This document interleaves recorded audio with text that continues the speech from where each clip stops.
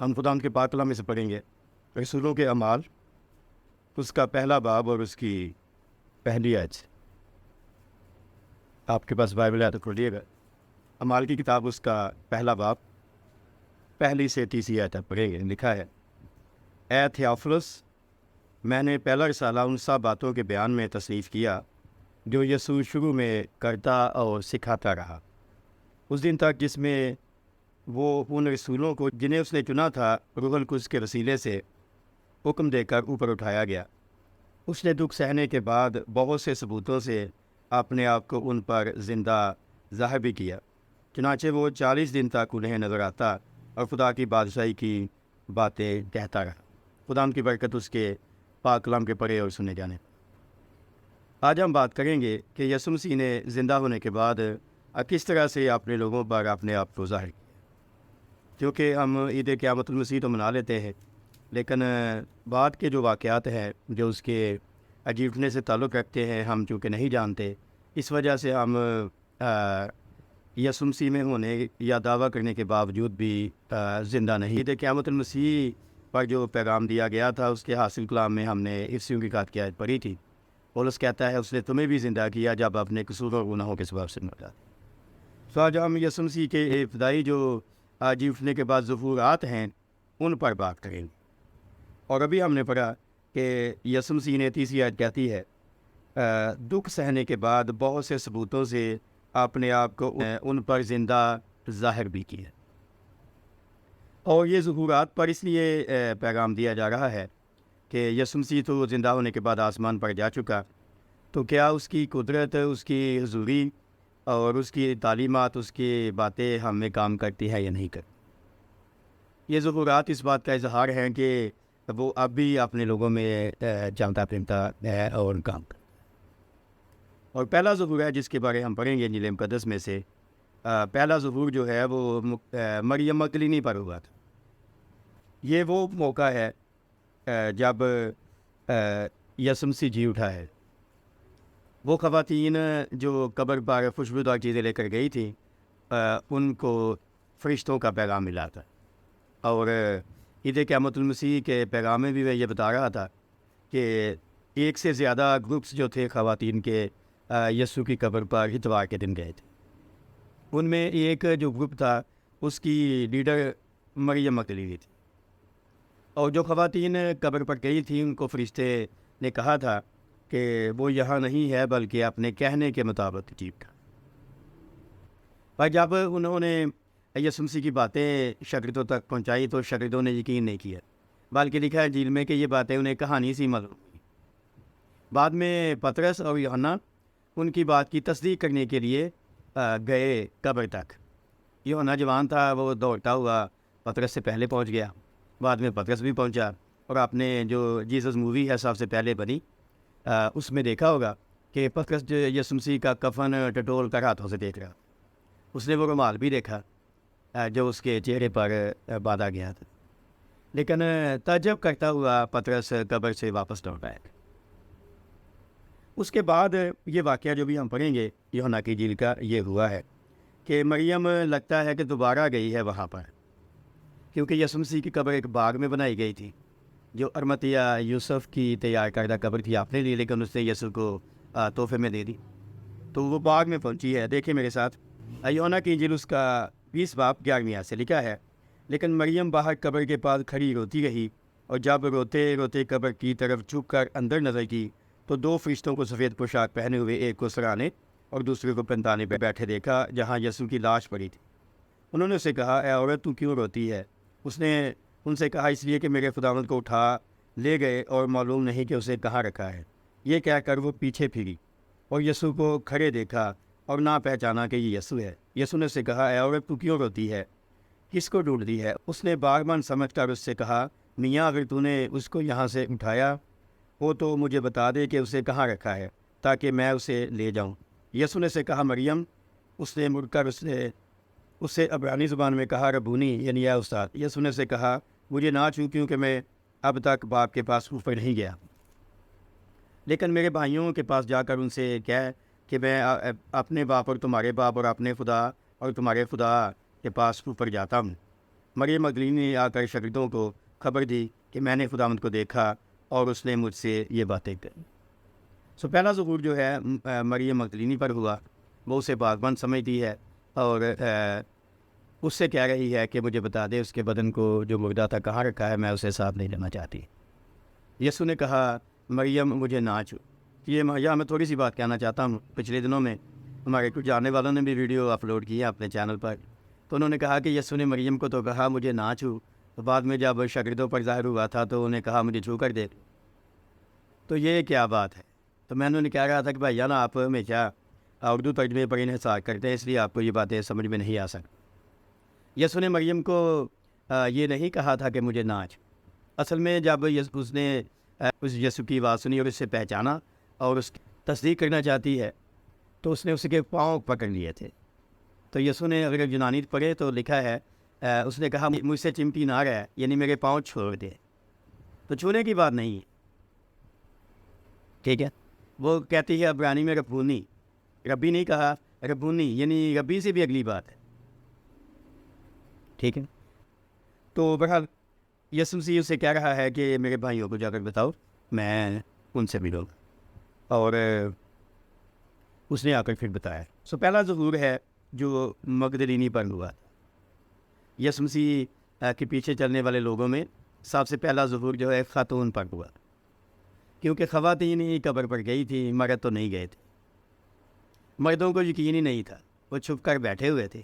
اور میں نے جو بنیادی عقائد پر کتاب لکھی ہے، بنیادی مسیحی عقائد پر، اس میں نے ایک خاتون کی کتاب کا ذکر کیا ہے کہ وہ بالا خانے میں جو شاگرد تھے چھپ کر بیٹھے تھے، اداس تھے اور ڈرے ہوئے بھی تھے، لیکن خواتین نے جرأت کی اور وہ پہنچی۔ خیر، دوسرا ظہور جو ہے وہ اسی دن ہوا تھا۔ وہ اماؤس کی راہ پر جو مسافر جا رہے تھے یسوع کی تصلیب و قیامت پر باتیں کرتے ہوئے، ان پر ہوا۔ لوکا کی انجیل اس کا 24واں باب، اس کی 13ویں سے 33ویں آیت میں کافی لمبا بیان ہے، آپ اس کو پڑھ سکتے ہیں، لیکن میں یہاں سے صرف ذکر کرنا چاہتا ہوں۔ وہ راستے میں آپس میں باتیں کر رہے تھے کہ ہم کو تو یہ امید تھی کہ اسرائیل کو مخلصی دے گا یہی شخص، لیکن یہ تو مر گیا ہے۔ اور پھر جب وہ اپنے مقام پر پہنچے تو یہ مقام جو میری ریسرچ کے مطابق ہے کوئی 11.25 کلومیٹر تھا یروشلم سے اماؤس، ٹھیک ہے۔ اور وہ جب وہاں پر پہنچے تو انہوں نے یسوع مسیح کو بھی راستے میں ساتھ ہی اپنے سامنے، تو بھی انہوں نے کہا ہماری طرح مسافر ہے، آؤ ہمارے ساتھ، شام ہونے والی ہے، تو کیا ہے رات اب یہی گزار دیں۔ جب وہ وہاں پر پہنچا تو کھانا لگایا گیا، تو اس نے حسب دستور جب شکر گزاری کی دعا کی تو انہوں نے اس کے ہاتھوں کو دیکھ کر، چھیدے ہوئے ہاتھوں کو دیکھ کر یسوع مسیح کو پہچانا، اور یسوع مسیح وہاں سے غائب۔ خیر، یہ دوسرا ظہور ہے جو ان لوگوں پر ہوا۔ اور تیسرا جو ظہور ہے اس کا ہم بیان یہی سی انجیل میں پڑھتے ہیں، وہ 10 شاگردوں پر ہوا۔ 10 اس لیے کیونکہ اسکریوتی مر گیا، یہودا اسکریوتی نے خودکشی کر لی تھی اس ٹائم تک، یسوع کی مصلوبیت سے پہلے ہی وہ خودکشی کر کے مر گیا، اور توما ابھی یہاں نہیں تھا ان کے ساتھ، اس لیے 10 شاگرد۔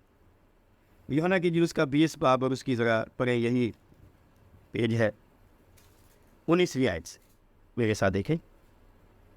یوحنا کی انجیل اس کا 20 باب 19 آیت سے، یہ تیسرا ظہور ہے۔ لکھا ہے کہ اسی دن جو ہفتے کا پہلا دن تھا، شام کے وقت، جب وہاں کے دروازے جہاں شاگرد تھے یہودیوں کے ڈر سے بند تھے، یسوع آ کر بیچ میں کھڑا ہوا اور ان سے کہا تمہاری سلامتی ہو، اور یہ کہہ کر اس نے اپنے ہاتھوں اور پسلی کو انہیں دکھایا۔ پس شاگرد خداوند کو دیکھ کر خوش ہوئے۔ یسوع نے پھر ان سے کہا تمہاری سلامتی ہو، جس طرح باپ نے مجھے بھیجا ہے اسی طرح میں بھی تمہیں بھیجتا ہوں۔ اور یہ کہہ کر ان پر پھونکا اور اسے کہا روح القدس دو، جن کے گناہ تم بخشو ان کے بخشے گئے ہیں، جن کے گناہ تم قائم رکھو ان کے قائم رکھے گئے۔ یہ تیسرا ظہور ہے، لیکن اکثر منادی کرتے ہوئے جو خدا کے خادمین ہیں وہ اس ظہور کا ہی صرف ذکر کرتے۔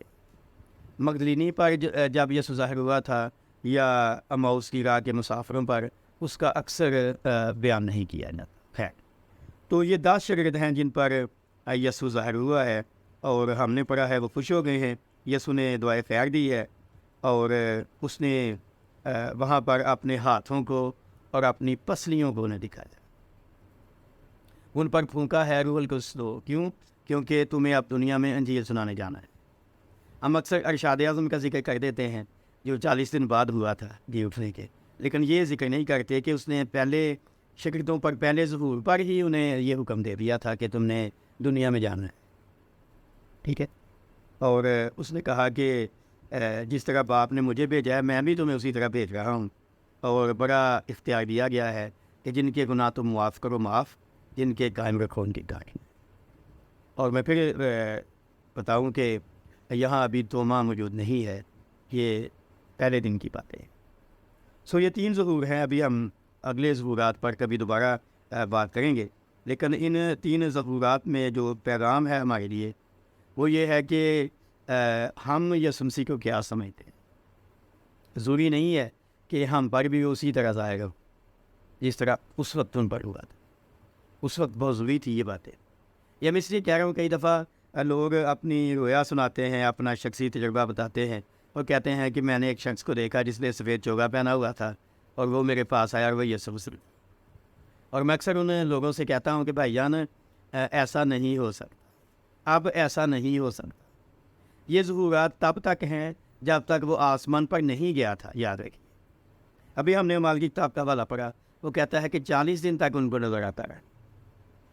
40 دن کے بعد جب وہ چلا گیا ارشاد اعظم دینے کے بعد تو پھر وہ کبھی ظاہر نہیں ہوا سوائے پولس کی. ٹھیک ہے جی. اور پولس کو وہ جب ملا تو اس نے بتایا میں یسوع ہوں. اگر آج کوئی کہتا ہے مجھے یسوع ملتا ہے تو جو گفتگو پولس کی ہوئی ہے یا جو باتیں ہوئی ہیں وہ کوئی نہیں بتا سکتا، کیونکہ جو بھی ظہورات ہیں ان کا کچھ مقصد تھا. یعنی جی اٹھنے کے بعد جو آسمان پر چلا گیا اور جب وہ پولس پر ظاہر ہوا تو اس کا مقصد تھا، اس نے اسے غیر قوموں کے لیے رسول چننا تھا. اور پھر جو باتیں اس نے کہی تھیں، تو جا وہاں پر دمشق میں یہ کوچہ جو سیدھا کہلاتا ہے، وہاں تجھے ایک حنانیہ نام کا بندہ ملے گا، وہ تجھ پر دعا کرے گا تیری آنکھیں ٹھیک ہو جائیں گی. سب کچھ ہوا تھا. تو آج جو لوگ یہ دعویٰ کرتے ہیں جو ان کو دیکھنے کو ملتا ہے کیا وہ سب پورا ہوتا ہے؟ بالکل نہیں ہوتا. اور ایک اور بات جو میں کہتا ہوں وہ یہاں بھی کہہ رہا ہوں کہ مشرقی ماحول میں جب کسی کی منگنی ہو جاتی ہے تو مشرقی ماحول میں دولہا اپنی منگیتر سے ملنے نہیں آتا. آج کل کا بے شک جو دستور ہو جو بھی ہو، موبائل فون کی وجہ سے، انٹرنیٹ کی وجہ سے، سوشل میڈیا کی وجہ جو بھی ہو آپ کہیں، لیکن مشرقی ماحول جو بائبل کا ماحول ہے اس میں ایسا نہیں ہوتا. اس میں وہ اسی دن آئے گا جس دن وہ بارات لے کر آئے گا. ویسے بھی بائبل یہ تعلیم نہیں دیتی کہ خدا اس طرح سے اپنے لوگوں پر ظاہر. خیر، تو یہ تیسرا ظہور جو ہم نے پڑھا، اس کے بعد جو پولس کا شخصی تجربہ ہے، یہ آج کے پیغام کا مرکزی حصہ. ٹھیک ہے، اگر ہم آج دعوے دار ہیں کہ ہم زندہ مسیح پر ایمان رکھتے ہیں تو ظہور کا مقصد یہ ہے کہ وہ زندہ مسیح ہماری زندگیوں میں کام کرتا ہو. ہماری گفتگو سے، ہمارے کردار سے، ہمارے ایمان سے وہ مسیح ظاہر ہوتا ہو، پر ایسا نہیں ہے. ٹھیک ہے جی. اور جب وہ شخصی تجربہ اپنا بیان کرتا ہے اعمال کی کتاب میں، آپ لکھ سکتے ہیں حوالہ، بڑی دفعہ ہم نے پہلے ذکر کیا اس لیے ہم پڑھیں گے نہیں، بہرحال آپ لکھ سکتے ہیں اعمال 9 باب اس کی پہلی 3 آیتیں، اور باقی آیات میں بھی یہ ساری کہانی. وہ تو مسیح کلیسیا کو ستانے کے لیے جا رہا تھا تاکہ انہیں پکڑے اور لے کے آئے یروشلم میں، انہیں ستا دی جائے، اور یسوع مسیح اس پر ظاہر ہوا اور اس کو تبدیل کر دیا. اور بعد میں وہ انجیل کہتی ہے وہ دمشق کے عبادت خانوں میں تعلیم دیتا رہا کہ یسوع مسیح خدا کا. اس کے بعد وہ اپنے اس تجربے کو اپنی زندگی کا مقصد بنا دیتا ہے. ٹھیک ہے، اور آپ دیکھ سکتے ہیں فلیپیوں کا خط اس کا 3 باب ہم حوالہ پڑھتے ہیں 3 آیت سے. فلیپیوں 3 باب 3 آیت سے وہ اپنی زندگی کا مقصد یہ بنا لیتا ہے کہ یسوع مسیح کی موت کو اور اس کے جی اٹھنے کو جانے. اور پہلی آیتوں میں وہ اپنے آپ کو بتاتا ہے میں کون ہوں. میں عبرانیوں کا عبرانی ہوں، میں فریزی ہوں، 8ویں دن میرا ختنہ ہوا اور وہ کہتا ہے میں فخر کر سکتا ہوں ان باتوں پر میں ان پہ فخر نہیں کرتا، میں یسوع پر فخر کرتا ہوں۔ اور آئیے 7ویں آیت سے پڑھتے ہیں۔ کہتا ہے لیکن جتنی چیزیں میرے نفع کی تھیں انہی کو میں نے مسیح کی خاطر نقصان سمجھ لیا ہے، بلکہ میں اپنے خدا مسیح یسوع کی پہچان کی بڑی خوبی کے سبب سے سب چیزوں کو نقصان سمجھتا ہوں، جس کی خاطر میں نے سب چیزوں کا نقصان اٹھایا اور ان کو پورا سمجھتا ہوں تاکہ مسیح کو حاصل کروں اور اس میں پایا جاؤں، نہ اپنی راست بازی کے ساتھ جو شریعت کی طرف سے ہے، بلکہ اس راست بازی کے ساتھ جو مسیح پر ایمان لانے کے سبب سے ہے اور خدا کی طرف سے ایمان پر ملتی ہے، اور میں اس کو اور اس کے جی اٹھنے کی قدرت کو اور اس کے ساتھ دکھوں میں شریک ہونے کو معلوم کروں اور اس کی موت سے مشابہت پیدا کروں تاکہ کسی طرح مردوں میں سے جی اٹھنے کے درجے تک پہنچوں۔ یہ غرض نہیں کہ میں پا چکا یا کامل ہو چکا ہوں، بلکہ اس چیز کے پکڑنے کے لیے دوڑا ہوا جاتا ہوں جس کے لیے مسیح یسوع نے مجھے پکڑا تھا۔ تو یہ ہے پولس۔ جب اس پر ظہور ہوا تو اس نے کیا سمجھا؟ اس نے کہا جو کچھ میرا فخر تھا، جو چیزیں میرے نفع کی تھی، اب میں نے ان کو نقصان سمجھ لیا، اب میں ان سے فائدہ نہیں اٹھاتا۔ اور جب کبھی یہ بات ہوتی ہے تو میں یہ کہتا ہوں، آج اس ویڈیو کے توسط سے بھی کہہ رہا ہوں کہ یسوع مسیح کی زندگی پر میں نے کتاب لکھی ہے، اور میری خواہش ہے کہ میں کتاب توما کے ساتھ پولس کی زندگی پر بھی لکھوں، اور اس کتاب میں باتیں آئیں گی تفصیل سے، لیکن ابھی میں صرف یہ کہہ رہا ہوں کہ اس نے اپنی زندگی کا مقصد بنا لیا، مسیح اس میں سے نظر آنا چاہیے، ٹھیک ہے۔ اور کیا وہ کہتا ہے؟ میں ان چیزوں کو نقصان سمجھتا ہوں۔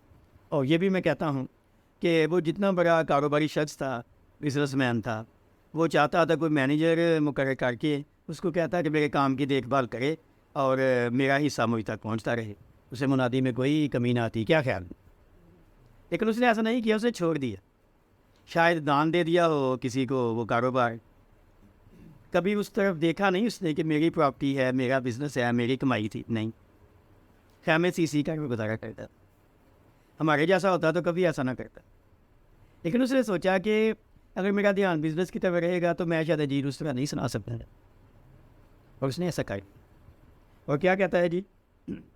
دوبارہ دیکھیے، وہ کہتا ہے 8ویں آیت، بلکہ 7ویں سے دوبارہ پڑھتا ہوں، جتنی چیزیں نفع کی تھیں ان کو مسیح کی خاطر نقصان سمجھ لیا ہے۔ اور پھر وہ کہتا ہے کہ 8ویں آیت میں اپنے خدا کی پہچان کی خوبی کے سبب سے سب چیزوں کو پورا سمجھتا ہوں، نفع کی ہیں وہ نقصان بن گئی ہیں، اور باقی جو ہیں ضرورت والی وہ پورا ہو گئی ہیں۔ اور کیوں ایسا اس نے کیا؟ وہ کہتا ہے، پہلا جملہ ہے یہاں 8ویں آیت کا آخری حصہ ہے، تاکہ مسیح کو حاصل کروں۔ پاکستانی کلیسیا کو یہ بات ابھی تک سمجھ میں نہیں آئی کہ مسیح کے لیے تو سب کچھ چھوڑنا پڑتا ہے۔ ہم نے سمجھا مسیح کے لیے سب کچھ لینا پڑتا ہے، لینا چاہیے۔ ہم نے مسیح کو استعمال کر کے اس کا نام بزنس کیا ہے۔ جو منسٹری ورک ہوتا ہے یہی ہوتا ہے نا، کہ مسیح کے نام پہ منسٹری بنا لیں گے، لوگ ہمیں پیسے دیں گے۔ لیکن یہاں دیکھیں، پولس اپنا کاروبار چھوڑ کے آ گیا تھا، اور وہ کہتا ہے کیوں ایسا کیا؟ تاکہ مسیح کو حاصل۔ تو کیا مطلب ہوا؟ جو لوگ ہمارے ہاں ایسا کر رہے ہیں کہ مسیح کے نام پہ منسٹری بنا کے اپنے فائدے کے لیے کام کرتے ہیں، پھر وہ مسیح کو حاصل نہیں کر پائیں گے۔ تو پہلی بات وہ کیا کرتا ہے، میسج ہے اس لیے میں مختصر بات کر رہا ہوں کہ مسیح کو حاصل کروں۔ پہلی بات، مسیح کو حاصل کرنا اتنا آسان کام نہیں ہے، نام لینے سے وہ مسیح نہیں آتا۔ اور دوسرا جملہ ہے، اور اس میں پایا جاؤں۔ کیا مطلب؟ کہ میں مسیح میں ہوں۔ ایک اور جگہ پر غلطی خاتمے میں وہ کہتا ہے، میں مسیح کے ساتھ مصلوب ہوا ہوں، اور اب میں زندہ نہ رہا بلکہ مسیح مجھ میں زندہ ہے۔ تو وہ اس وقت کہتا ہے مسیح مجھ میں زندہ ہے، اب وہ کہتا ہے میں مسیح میں ہو جاؤں۔ عجیب ہے نا، مسیح تو مجھ میں ہو سکتا ہے، یہ تو بڑا آسان ہے نا مسیح کے لیے، پر میں مسیح میں ہوں یہ بہت مشکل ہے میرے۔ تو پہلی بات ہے حاصل کروں، پھر اس میں پایا جاؤں۔ اور وہ کہتا ہے کہ یہ جو حاصل کرنا ہے اور پایا جانا ہے یہ شریعت کی راست بازی کی وجہ سے نہیں، یہ ایمان کی راست بازی کی طرف سے ہے۔ 9ویں آیت میں وہ کہتا ہے جو خدا کی طرف سے ملتی ہے۔ پھر پہلی بات ہے حاصل کروں، اس میں پایا جاؤں، اور اگلی بات وہ 10ویں آیت میں کرتا ہے، اور میں اس کے جی اٹھنے کی قدرت کو اور اس کے ساتھ دکھوں میں شریک ہونے کو معلوم کروں۔ عجیب ہے نا، پہلے اس کو حاصل کر لوں، پھر اس میں پایا جاؤں، پھر اس کے جی اٹھنے کی قدرت کو معلوم کروں کہ بندہ جی کیسے اٹھ سکتا ہے۔ اور پھر کیا ہے جی، اس کے دکھوں میں شریک ہوں. یہ بڑی ہمارے لیے مصیبت بن جاتی ہے بات. ہم مسیح کے نام پہ دکھ نہیں اٹھانا چاہتے، پسند ہی نہیں کرتے. مسیح کے نام پہ ہم سہولتیں چاہتے ہیں، آسائشیں چاہتے ہیں، عیاشی چاہتے ہیں. ٹھیک ہے، پہلے وہ مسیح کو حاصل کرنا چاہتا ہے، پھر اس میں چاہتا ہے پایا جائے، پھر اس کے جیوتے کی قدرت کو معلوم کرے، پھر اس کے لیے دکھ اٹھائے. عجیب ہے نا. لیکن یہ وہ کر سکتا ہے جو یسوع کو حاصل کرے، یسوع میں پایا جائے، اس کے جیوتے کی قدرت بھی اسے معلوم ہو جائے، وہ یسوع کے لیے دکھ اٹھا سکتا ہے. اور کیوں یہ وہ سب کچھ کرنا چاہتا ہے؟ اگلا جملہ ہے، اور اس کی موت سے مشابہت پیدا کر. عجیب ہے نا. پہلے بار بار میں کہہ رہا ہوں، یسوع مسیح کو حاصل کرنا ہے، پھر اس میں پایا جانا ہے، پھر اس کے جیوتے کی قدرت کو معلوم کرنا ہے، پھر اس کے ساتھ دکھ اٹھانے ہیں، پھر کیا ہے، یہ ساری باتیں کرنے کے بعد اس کی موت سے مشابہت پیدا کرو کہ میری موت بھی یسوع جیسی ہو. کون چاہے گا؟ پاکستان میں تو کوئی نہیں چاہے گا. اور کیوں وہ کہتا ہے ایسا کروں؟ تاکہ کسی طرح سے مردوں میں سے جی اٹھنے کے درجے تک پہنچوں. بڑی خاص بات ہے. اگر ہم یسوع مسیح کو حاصل نہیں کر پائے، اگر اس میں ہم پائے نہیں جاتے، اگر ہم نے جی اٹھنے کی قدرت معلوم نہیں کی، اگر ہم اس کے ساتھ دکھ میں شریک نہیں ہوئے، اگر ہم نے اس کی موت سے مشابہت نہیں پیدا کی، تو کیا ہوگا جی؟ ہم مردوں میں سے جی اٹھنے کے درجے تک نہیں پہنچیں گے. کیا مطلب؟ ہم زندہ نہیں ہو. ہماری جو وہ کلاس بنیادی مسیحی قائد پر ہے، اس میں بھائیوں کو بتا رہا تھا کہ اگر ہمارا بدن یسوع جیسا نہیں ہوا تو ہم قیامت میں زندہ نہیں ہوں گے. اور یسوع جیسا بدن کیسے ہو سکتا ہے، یہ ہمیں پولس نے بتایا. تو ظہور کا جو فائدہ ہے وہ یہ ہے. ٹھیک ہے، بات لمبی نہ ہو جائے، میں واپس آتا ہوں اپنی بات پر. اس نے کیا کیا جی؟ پہلی بات، اس نے شخصی تجربہ کیا، پھر اس نے اپنی زندگی لگا دی جاننے کے لیے، اور پھر اس نے منادی کی. جی اٹھے مسیحا کی منادی بھی کی، اور کرنی بھی پڑے گی. ٹھیک ہے. اور پہلا بشارتی سفر تھا اس کا 47 سے 49 تک. اس نے کچھ کلیسیاں قائم کی، اور ایک صوبہ تھا غلطیہ. اس صوبے کی کلیسیا کو اس نے پیغام دیا. غلطیوں کا خط، اس کا 3 باب، اس کی پہلی 5 آیتوں میں پڑھ سکتا. اور اس نے کہا، اے نادان غلطیوں، کس نے تم پر جادو کر دیا، کس نے تم پر افسون کر دیا؟ تمہاری تو گویا آنکھوں کے سامنے یسوع مسیح صلیب پر دکھایا گیا. تم اب اچھی طرح سے آغاز کر کے اب اختتام جو ہے بڑی بری طرح سے کرنا چاہتے ہیں. تو یہ باتیں جب اس نے کہی تھیں، خط تو بعد میں لکھا، لیکن یہ باتیں جب اس نے کہی تھیں، یہ تھا سن 47. یسوع مسیح کی قیامت کے صرف 17 سال بعد. کیا مطلب؟ جب وہ منادی کرنے گیا تھا، تو جب وہ کہتا ہے اپنی انجیل میں کہ تمہاری تو گویا آنکھوں کے سامنے یسوع مسیح صلیب پر دکھایا گیا تھا، تو جو لوگ یونانی زبان جانتے ہیں، عالم ہیں، وہ کہتے ہیں، اس نے یونانی زبان کا ایک فعل استعمال کیا، وہ ہے پروگرافو، جیسے گرافکس ہوتے ہیں. تو اس نے ایک طرح سے پینٹنگ ان کے سامنے بنا کر دکھا دی تھی یسوع مسیح کے مرنے کی اور جی اٹھنے کی. جیسے ابھی ابھی یسوع مصلوب ہو گیا، جیسے ابھی ابھی جی اٹھا. اس لیے وہ کہتا ہے تمہاری آنکھوں کے سامنے یسوع صلیب پر دکھایا گیا. وہ کہتا پھر بھی تم بھول گئے. ٹھیک ہے نا. اور پھر اس کے بعد کیا ہوا؟ اس نے دوسرا بشارتی سفر اختیار کیا.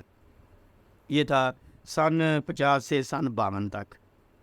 اس سفر کے دوران بھی اس نے ایک اور بڑی کلیسیا قائم کی، اس کو ہم کہتے ہیں کرنتھس کی کلیسیا. اور ویسے تو اس نے 4 خط لکھے تھے، ہمارے پاس 2 خط ہیں، اور ان میں وہ اس کو قیامت مسیح کا پیغام دیتا ہے. وہ کہتا ہے اگر مردے نہیں جی اٹھیں گے تو مسیح بھی نہیں جی اٹھے. اور ہم نے عید قیامت مسیح پر منادی کرتے ہوئے اسی خط میں سے آیت پڑھی تھی. وہ کہتا ہے یہ بات مجھے خداوند سے پہنچی اور میں نے تم کو پہنچا دی کہ مسیح کتاب مقدس کے مطابق ہمارے گناہوں کے لیے ہوا، دفن ہوا، اور تیسرے دن کتاب مقدس کے مطابق جی اٹھا. اور اس کلیسیا کو وہ کہتا ہے کہ تم تو مانتے نہیں ہو کہ مردے زندہ ہوں گے، اور اگر تم نہیں مانتے کہ مردے زندہ ہوں گے تو پھر تم یسوع کی قیامت پر بھی نہیں ایمان رکھتے. اور ان کو اس نے کہا کہ یسوع مسیح جی اٹھا ہے، قیامت میں جو لوگ آئیں گے ان میں پہلا پھل ہوا. تو یہ وقت ہے یسوع کی تصلیب و قیامت کے 20 سال بعد. ٹھیک ہے. یسوع کی قیامت کے 17 سال بعد اس نے غلطیہ کلیسیا قائم کی تھی، اور 2-3 سال بعد اس نے کرنتھس کی کلیسیا قائم کی اور پھر آخری جو سفر تھا اس کا روم کی طرف جو سفر تھا وہ 59 سے 60 کے درمیان ہوا. پر اس سفر سے پہلے اس نے کچھ بادشاہوں کے سامنے یسوع مسیح کی گواہی پیش کی. یہودیوں نے مقدمہ کر دیا تھا اور ایک بڑا مشہور واقعہ ہے، اعمال کی کتاب میں آپ پڑھ سکتے ہیں، میں آپ کو حوالہ بتا دیتا ہوں. اعمال 26 باب اس کی 19ویں سے 23ویں آیت، بلکہ آپ 19واں باب پورا ہی پڑھے تو آپ کو اور تفصیل مل سکتی ہے. ایک بڑا مشہور بادشاہ تھا جس کے سامنے وہ پیش ہوا، اس کا نام تھا اگرپا، اور یہ وہ ہیرودیس جس کے زمانے میں یسوع پیدا ہوا تھا اس کا پوتا تھا، ہیرودیس اگرپا. تو اس کے سامنے اس نے جو تقریر کی تھی، آپ اگر پڑھیں تو اس میں یسوع مسیح کے جی اٹھنے کا ذکر کیا. تو میں بات کر رہا ہوں کہ پولس نے یسوع کو قبول کیا، ایکسپیرینس کیا اپنی زندگی میں اور منادی بھی کی. تو یہ آخری آپ کہیں ایک طرح سے سفر کے دوران، خطوط و بے شک بعد میں بھی اس نے لکھے تھے، سفر کے دوران جو بشارتی سفر تھے، آخری جو سفر روم کی طرف تھا، اس میں اس نے یسوع کے جی اٹھنے کی باتیں کی، منادی کی. مال کی کتاب 26 باب 19 سے لکھا ہے، اس لیے اے اگریپا بادشاہ، میں اس آسمانی گویا کا نافرمان نہ ہوا بلکہ پہلے دمشقیوں کو، پھر یروشلم اور سارے ملک یہودیہ کے باشندوں کو اور غیر قوموں کو سمجھاتا رہا کہ توبہ کریں اور خدا کی طرف رجوع لا کر توبہ کے موافق کام کریں. انہی باتوں کے سبب سے یہودیوں نے مجھے ہیکل میں پکڑ کر مار ڈالنے کی کوشش کی، لیکن خدا کی مدد سے میں آج تک قائم ہوں اور چھوٹے بڑے کے سامنے گواہی دیتا ہوں اور ان باتوں کے سوا کچھ نہیں کہتا جن کی پیشگوئی نبیوں اور موسیٰ نے بھی کی ہے کہ مسیح کو دکھ اٹھانا ضرور ہے اور سب سے پہلے وہی مردوں میں سے زندہ ہو کر اس امت کو اور غیر قوموں کو بھی نور کا اشتہار دے گا. ٹھیک ہے جی. تو وہ کہتا ہے جی نبیوں کے مطابق سب کچھ ہے جو میں باتیں کر رہا ہوں کہ یسوع ہی مر جائے گا، جی اٹھے گا اور لوگوں کو نور کا اشتہار. سفری منادی میں جو بشارت دی گئی ہے اس میں روم کی طرف سفر سے پہلے یہ آخری بیان ہے اس کا، اور لیکن وہ نہیں مانا، اگرپا نہیں مانا. اور ابھی ہم حاصل کلام پڑھیں گے، دوسرا کرنتھیوں کا خط اس کا 5واں باب اس کی 13ویں سے 15ویں آیت. اگر ہم بے خود ہیں تو خدا کے واسطے ہیں، اور اگر ہوش میں ہیں تو تمہارے واسطے، کیونکہ مسیح کی محبت ہم کو مجبور کر دیتی ہے، اس لیے کہ ہم یہ سمجھتے ہیں کہ جب ایک سب کے واسطے ہوا تو سب مر گئے، اور وہ اس لیے سب کے واسطے ہوا کہ جو جیتے ہیں وہ آگے کو اپنے لیے نہ جیے بلکہ اس کے لیے جو ان کے واسطے ہوا اور پھر جی اٹھا. تو حاصل کلام یہ ہے جی کہ ہم اس کے لیے جئیں جو ہمارے لیے مرا اور جی اٹھا. آج سے اگر آپ نے پہلے ایسا نہیں کیا تو آج سے ایسا کرنا شروع کریں. پولس کی طرح دیکھیں، کیا آپ نے اسے حاصل کیا؟ کیا آپ نے اسے پا لیا؟ کیا آپ نے اس مردوں میں سے جی اٹھنے کی قدرت کو معلوم کیا؟ کیا آپ اس کی موت میں شریک ہوئے؟ کیا آپ نے اس کے ساتھ دکھ اٹھایا؟ کیا آپ نے اس کی موت کے ساتھ مشابہت پیدا کی تاکہ جب وہ دوسری آمد میں آئے تو آپ جی اٹھیں؟ خدا ہمیں اس کلام کے سرے برکت دے. ہم